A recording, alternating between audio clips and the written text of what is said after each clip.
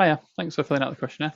What I'm going to try and do now is give you as much useful information as I can, based on I've obviously seen quite a few people. So whilst you're unique, there'll be commonality through the sorts of things that you're suffering from. So I'm trying to give you as much information as I can. And obviously, if you want sort of individualised medical advice, then just reach out for a bit more help, and we can have a chat on the phone and book an appointment where we can really sort of get a firm diagnosis in place. So you can see you've had lower back pain for 25 years, and just recently some sciatica. So what I understand the sciatica meaning, most people refer to pain down the back of the leg. So yeah, we'd obviously want to try and work out if that's sciatica due to a nerve being trapped in the back by something, or if it's just a development of the symptoms and it's sort of pain into the leg, but not due to a nerve being trapped. So we'd want to investigate that through some tests and stuff like that. If we're sort of thinking that it's persistent pain, so chronic back pain, then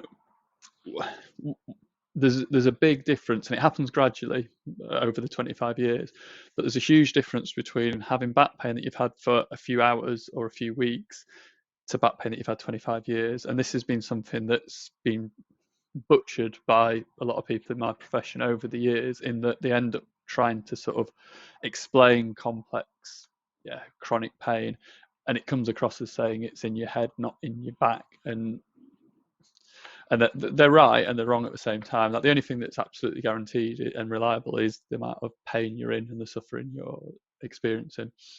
What changes over time is our bodies aren't really equipped to deal with long-standing pain. So the sensitivity to the area gets turned up, and we start to almost predict that there's pain there.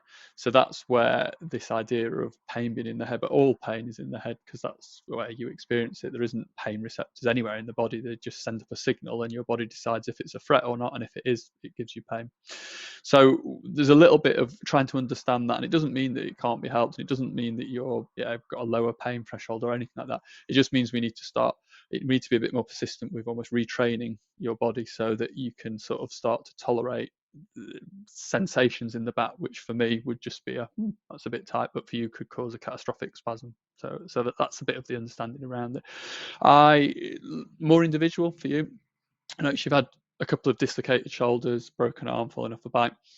I'm interested in that, and asthma, because what I'm always looking at is the bit that hurts. I'm considering is the victim, and I want the culprits. And I'm thinking, dislocated shoulders and asthma, stiff thorax, and I'm thinking, if your thorax is stiff rather than a nice spring where you can sort of generate a lot of power, that's asking the back to do more work than it needs to. So I'd be really interested in how much mobility you've got through this sort of thorax, because if you think of powerful movements of a boxer punching, a golf like person hitting the ball, it all comes from a strong dynamic chest and rib cage and abdominal muscles, oblique muscles and stuff like that.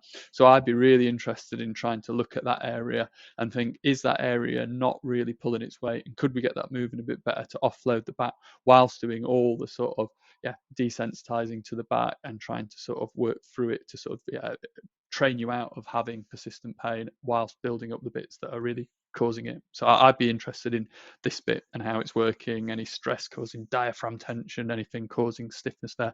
And I think that might be where we'd find quite a bit of the culprits, which are the real cause of the problem.